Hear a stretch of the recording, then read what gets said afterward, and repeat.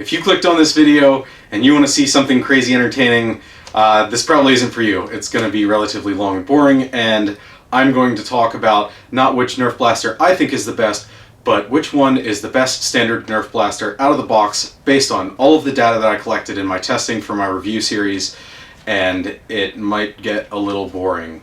It's going to get boring. So stick around if you want to watch the rest of it. If not, go to something else.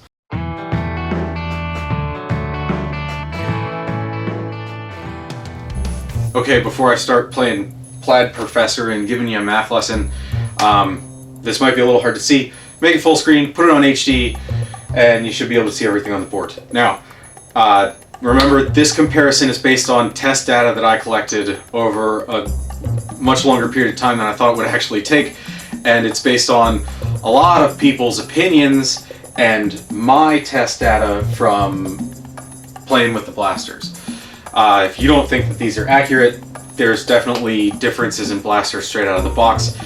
And also, if you want to find out all the data that I have from doing this, message me on YouTube, tell me what your email address is or whatever, and I will just send you the Excel document that has everything in it, and then you can look at all the numbers and have fun. Okay, so before I start, this is slightly modified from my 5-part review series. So if you watch that, or if you get the numbers from me and you're like, hey, this stuff doesn't match up across the different groups that I had in that to this, or it's an overall comparison, look at the stuff in the Excel spreadsheet and it'll explain. I mean, you'll be able to find out what I did differently in the 5-part review versus this. So, 3 categories were what I decided on to rate the blasters to figure out which is the best standard blaster out of the box. No mods, nothing. Also, the blasters that I tested were Nerf products that were readily available in stores. If I started buying stuff off of the internet because I couldn't find something in the store, the sky's the limit as to how many blasters I would have gotten, and I wouldn't be able to afford it because some of the old blasters cost like $400 at least, which is outrageous. So anyway, MSRP or manufacturer suggested retail price. Standard pricing was what I used in this for my value section. I feel like that's important to mention because you can find some of this stuff on sale or Black Friday special or whatever for stupid low prices compared to what they're supposed to cost normally. So let's get started. Functionality is the first category that I reviewed everything on, and for that I did accuracy, distance, and real rate of fire. Now, like I said, I tested these, so you might be thinking, well, you might suck as a shot. I know I'm a good shot. There's reasons for that. I've shot for a long time. I've done competitions. I know I'm a good shot. Good enough for Nerf blasters, definitely. So, accuracy. I'll explain how I got the scores for each of the sections of the categories after I'm finished with this. So for accuracy, distance, and real rate of fire, accuracy and distance matter more, right? Because if you can throw a lot of darts out but they don't go anywhere, or you can't hit your target or even the broadside of a barn with some of these blasters, it doesn't really matter. So accuracy and distance, I weighted at 2 to get its final score. And the scores that I used to weight at 2 are scores out of 10, like I said, I'll explain later. Real rate of fire, I rated at 1 because of what I just explained. So that gave me X1, X2, X3. I took those, divided them by 5 to get my score out of 10. We'll call that A. So A is my total final function score, okay? For coolness, we compared looks, intimidation, operation. The reason for this is it matters what a Nerf blaster looks like. Like, if it looked awful, you wouldn't even consider getting it, you know? I mean, unless it was super functional, but that's why these are all compared, because that makes up for it. So, for looks, it was simply due to the massive group of people that I had look at them and play with them and all that stuff. I mean, it was from little kids like 3 years old, kids, teenagers, young adults, adults, everything, the whole way across the board, sizes, shapes, colors. Lots of people reviewed these things. That's how I got my scores. Took averages from what everybody thought about them. Got scores out of 10. Looks was solely based on how they felt the blaster looked.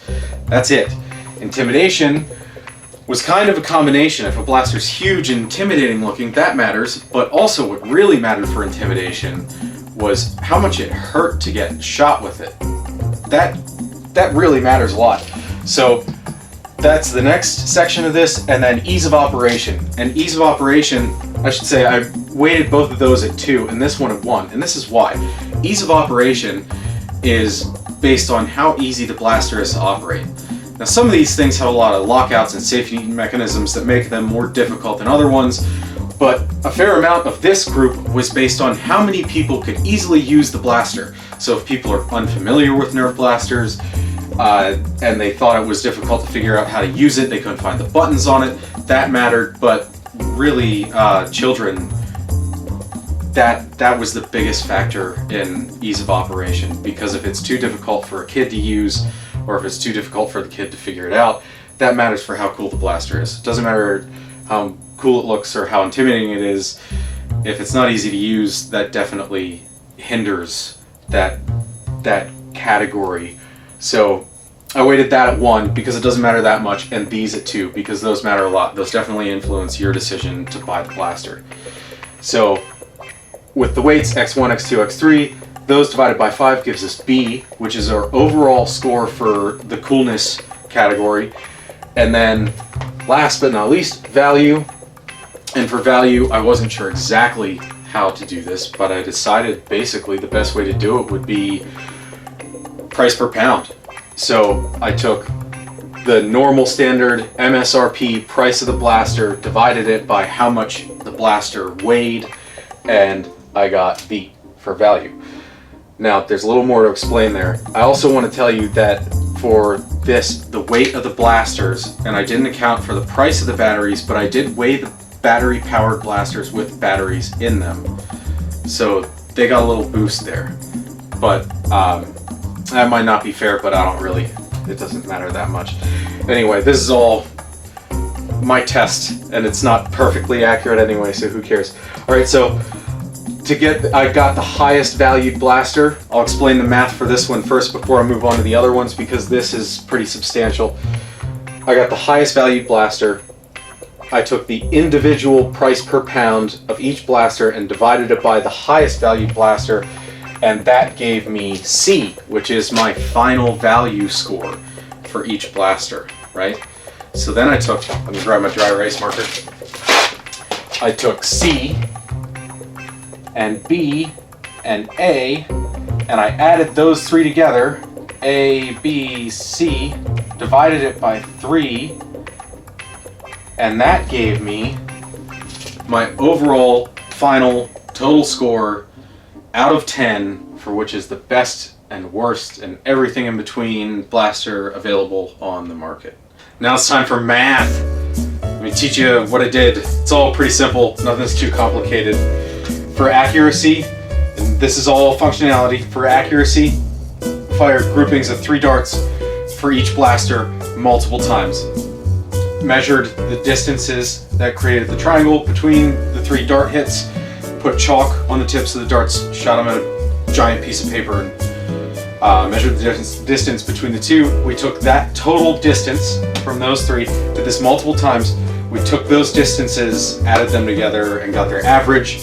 So we found out the average grouping, right, GA. Now, the smaller the number, the better. And you won't believe how inaccurate some of these things are. So some of these scores were like 90. I mean, they were huge. So subtract 100 from it, right? And then you have a big number instead of a small number, and realistically you multiply that by -1 so that it makes it positive again, but we just, you know it's positive.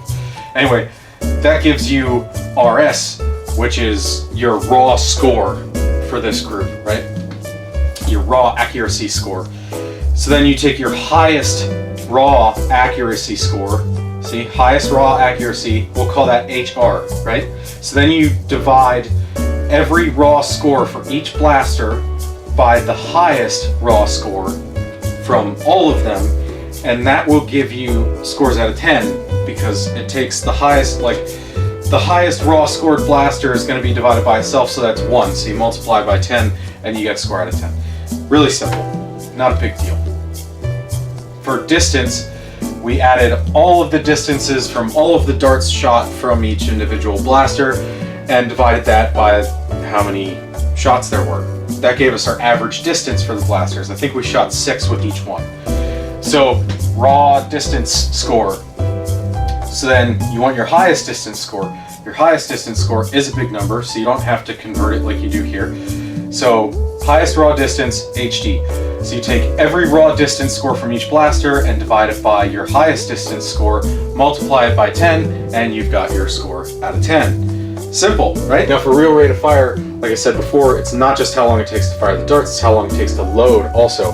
So you have your reload time, your firing time, add those together, you have your total time in seconds. You divide that, you divide the number of darts that you fired from the blaster by the total time that it took to get them out, and then you have darts per second. But I want darts per second, I wanted darts per minute so that I could actually have a visual and see how it did. Made a graph for it. And to get darts per minute, you take your darts per second, which is darts fired over seconds, times 60 seconds over 1 minute.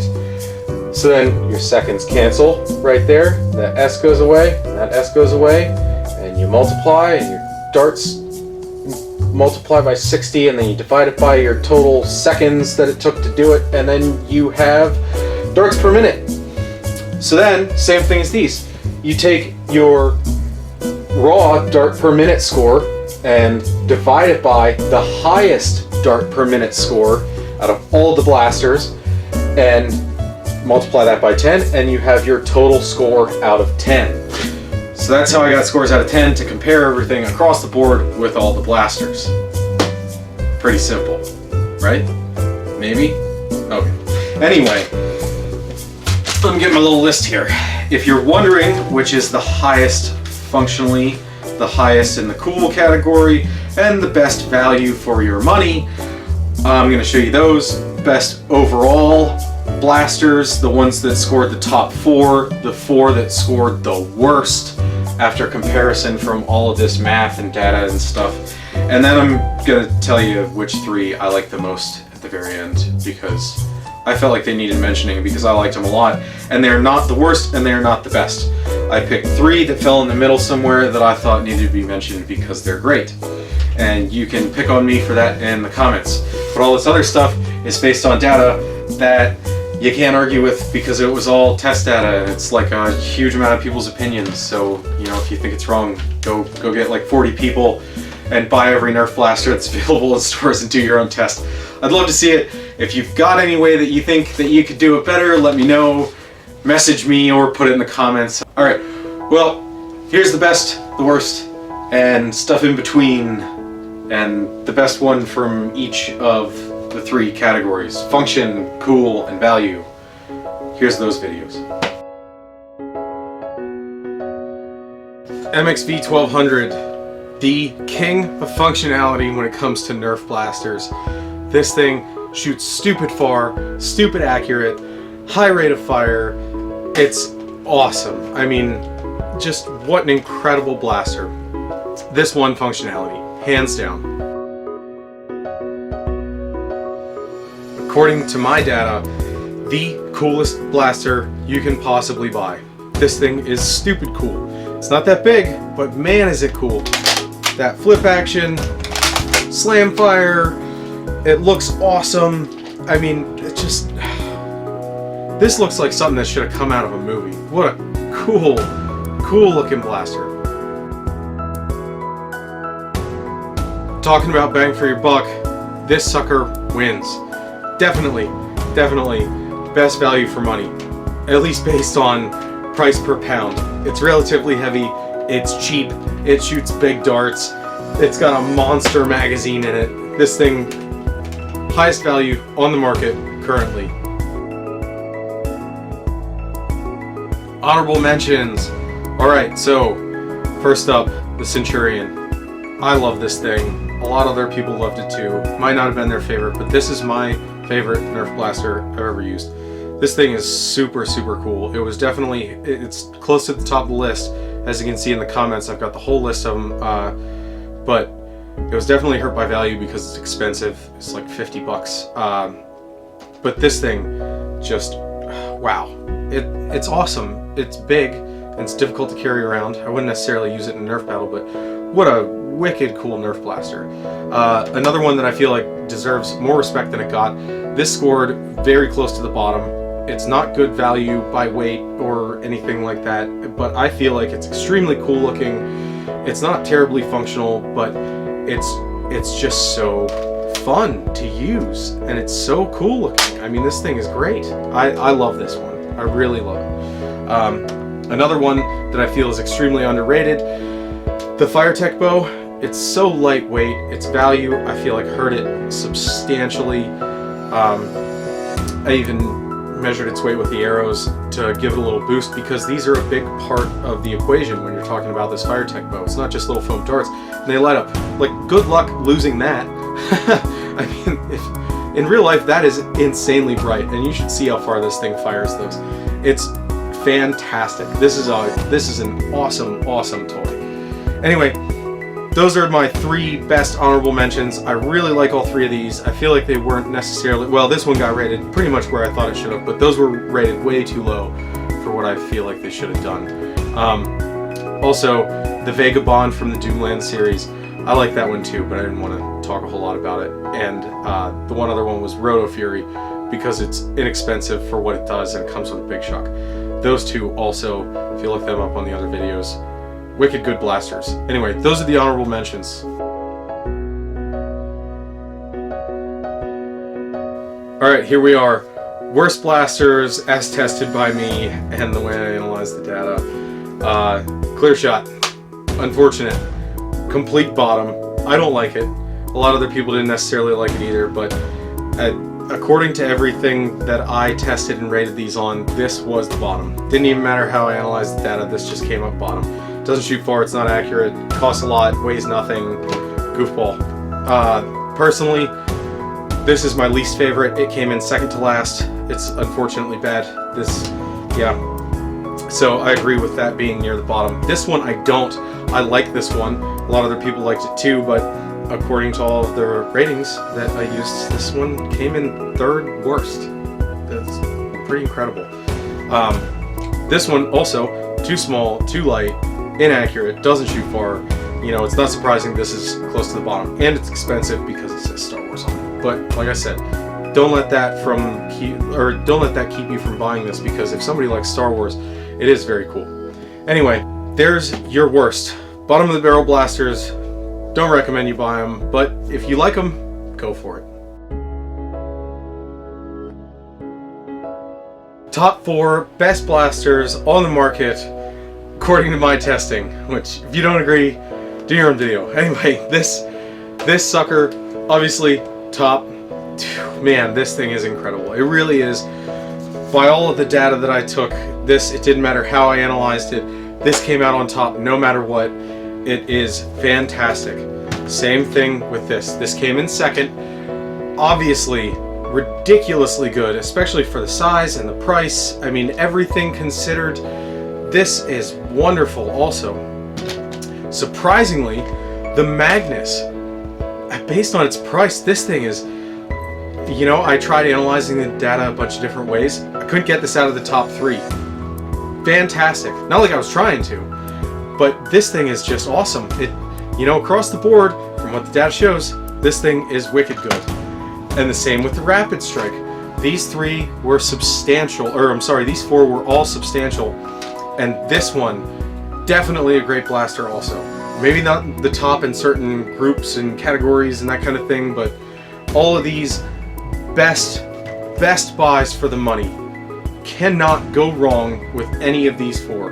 They are all fantastic blasters. If you enjoyed this, subscribe to my channel and watch more videos, but I'm going to change gears entirely. I had fun doing Nerf stuff, but I want to do other things, which is why my garage studio is changing right now. I've got lights all over the place, and I got big projects coming up, and I'm going to start working on them right after I finish filming this right now, and I'm going to do Fallout weapons, and they're going to be cool, so I'd appreciate it if you watch those, because I think you're going to like them. Plus, if you subscribe and you see them, you'll probably be the first ones to see them, you know? I don't know if that matters to you or not. Anyway, I think that's all.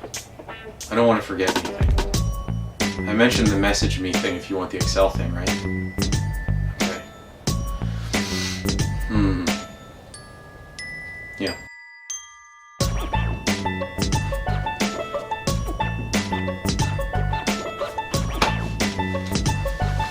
Where did I put my marker? Where did I put my marker? Do you see where I put my marker? What did I do with it? This is ridiculous.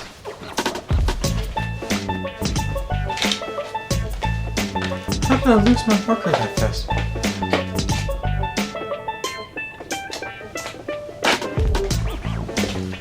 I don't. Oh, I said it right there.